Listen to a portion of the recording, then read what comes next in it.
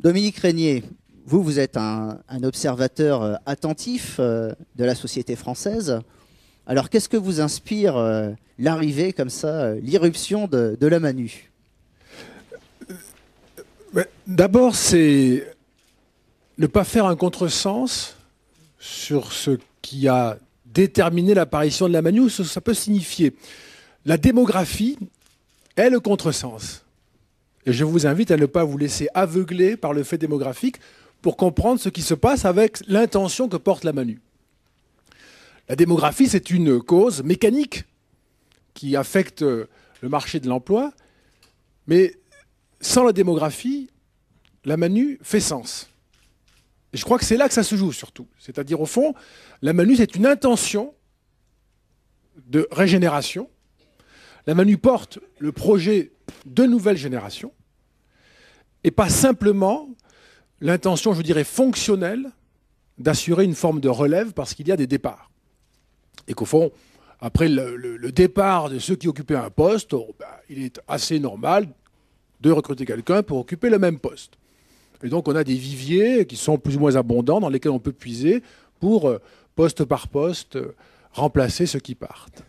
Ça, c'est une idée qui correspond sans doute à une forme de réalité, mais qui est à la fois trop mécanique, sans véritable contenu spécifique, et que je pourrais même trouver assez triste comme réalité si elle était toute la réalité. Et la Manu se situe, pour moi en tout cas, comme je le ressens, ailleurs, c'est-à-dire à la fois l'émergence de nouvelles générations, qui n'est pas un fait démographique, mais qui est un fait politique, qui est un fait culturel, qui est un fait psychologique, très puissant, le nouveau monde qui advient en ce moment même, l'émergence de nouvelles générations, et un contexte historique qui autorise. Il y a des possibilités aujourd'hui. Et ce contexte historique, moi je pense à un étudiant qui serait né, je dis bien qui serait né, le 9 novembre 1989, et qui aurait 20 ans, ça ne fera pas 20 mais c'est pas grave, le 4 novembre 2008. C'est pas grave que ça ne fasse pas 20. Il a une vie formidable déjà. Il est dans un monde tout à fait différent, et c'est ce monde-là qui va l'autoriser.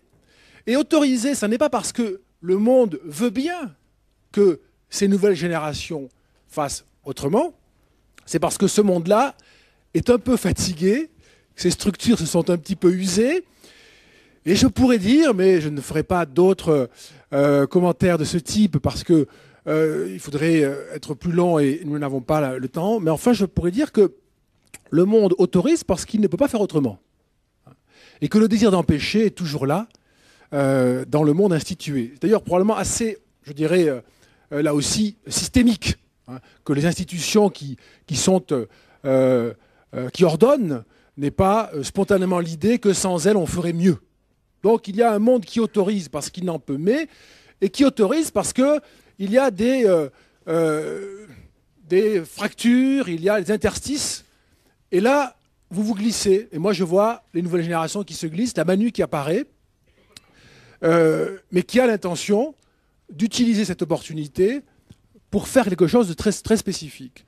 Et au fond, ce que je pourrais entendre quand j'écoute tout ce qui se dit depuis ce matin, c'est préparez-vous à nous laisser faire. C'est ce que vous me dites, c'est ce que j'entends. Préparez-vous à nous laisser faire.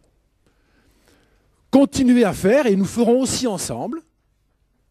Bien sûr, évidemment, c'est une communauté, nous formons une communauté. Mais sachez que lorsque nous allons faire, nous ferons différemment. Nous ferons différemment. Ce ne sera pas le même rajeuni, ce sera autre chose. Et c'est en ce sens que la Manu est aussi un projet intellectuel qui se propose, dans son avènement, d'agir et en agissant, d'inventer de nouvelles pratiques, de nouveaux concepts, une nouvelle lecture du monde réel, de nouvelles catégories, faisant monter bien sûr de nouveaux acteurs, et par là même relançant notre histoire commune. Donc c'est laissez-nous faire et nous ferons à notre manière. Et c'est cela aussi qui me frappe d'ores et déjà dans la Manu, qui est que, et j'en termine bientôt, qui est que ça n'est pas une idée la Manu, c'est une action. Bien sûr, il y a une idée pour qu'il y ait une action, mais l'intention de la Manu, ce n'est pas d'énoncer un manifeste, c'est d'être dans la pratique et dans l'action, dans l'efficacité, c'est-à-dire au fond de changer le réel très vite, tout de suite.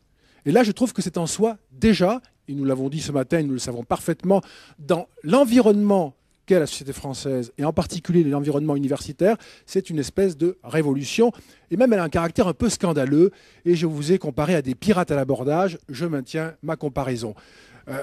Mais je l'ai dit évidemment de manière très chaleureuse. Et pour terminer, je vais faire à mon tour une référence, mais très courte, à ce qui s'est passé aux États-Unis le 4 novembre. Ce sont des événements qui n'ont pas eu lieu, si nous prenons le cas de l'élection de Barack Obama, l'événement n'a pas eu lieu le 4 novembre 2008. L'événement a commencé le 4 novembre 2008. Et cela ne va pas cesser. Et je considère que la Manu fait partie de ces expressions d'un nouveau monde qui advient. Ça n'a pas lieu aujourd'hui, ça commence aujourd'hui.